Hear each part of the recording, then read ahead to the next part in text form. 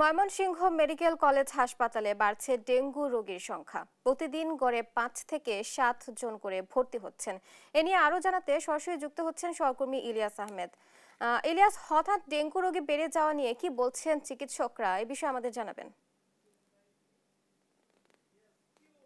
চিকিৎসকরা বলছেন সাধারণ মানুষ অসচেতন এবং সিটি কর্পোরেশন যে দায়িত্ব পালন করার কথা তারা সেটি না পালন করার কারণে কিন্তু প্রতিনিয়তই ডেঙ্গু রোগীর সংখ্যা বাড়ছে এবং তারা বলছেন যে মানুষকে আরো সচেতন হতে হবে। অর্থাৎ এই মাসেই কিন্তু ময়মনসিংহ মেডিকেল কলেজ হাসপাতালে প্রায় শতাধিক রোগী কিন্তু ডেঙ্গু রোগী ভর্তি হয়েছেন এবং তারা কিন্তু চিকিৎসা সেবা নিয়েছেন। বর্তমান ময়মনসিংহ মেডিকেল কলেজ হাসপাতালের মেডিসিন বিভাগে কিন্তু 14 জন ডেঙ্গু আক্রান্ত হয়ে ভর্তি রয়েছেন। অর্থাৎ এর মধ্যে 8 জন পুরুষ, 2 জন নারী এবং 4 জন কিন্তু শিশু রয়েছেন। অর্থাৎ চিকিৎসকরা বলছেন যে মানুষ সচেতন না হওয়ার কারণে কিন্তু এই ডেঙ্গু রোগীর সংখ্যা কিন্তু প্রতিনিয়ত বেড়েই চলেছে এবং আমরা এই বিষয়টি নিয়ে কথা বলেছিলাম। অর্থাৎ আমরা দেখেছিলাম যে গত বছর ডেঙ্গু আক্রান্ত রোগীর সংখ্যা বাড়লেও কিন্তু বিভিন্ন জায়গা থেকে অর্থাৎ গাজীপুর, নারায়ণগঞ্জ এবং ঢাকা থেকে তারা কিন্তু আক্রান্ত হয়ে ময়মনসিংহ মেডিকেল কলেজ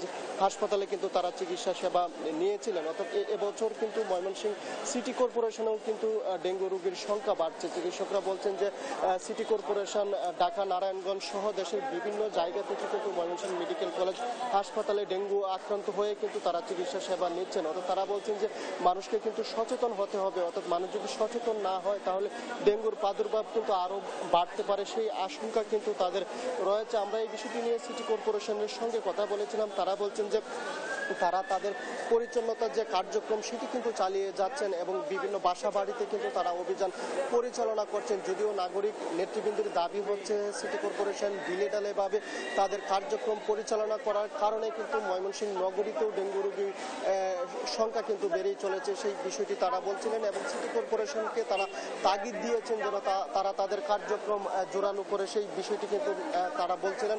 অর্থাৎ আমরা এই বিষয়টি নিয়ে সিটি কর্পোরেশনের সঙ্গে কথা বলেছিলাম। তারা বলছেন যে নগরীর 33টি ওয়ার্ডেই কিন্তু তাদের যে ক্রাশ প্রোগ্রাম সেটি কিন্তু তারা চালু করবেন, সেই বিষয়টি বলছিলেন। যদিও আমাদের চোখে কিন্তু এখনো পর্যন্ত পড়েনি যে সিটি কর্পোরেশন তাদের যে জোরালো কার্যক্রম পরিচালনা করেছেন সেই বিষয়টি কিন্তু এখনো আসেনি। অর্থাৎ সাধারণ মানুষ বলছেন যে মশা কিন্তু ইতিমধ্যেই বেড়ে চলেছে এবং সেখানে কিন্তু সিটি কর্পোরেশনের কোনো নজরদারি নেই।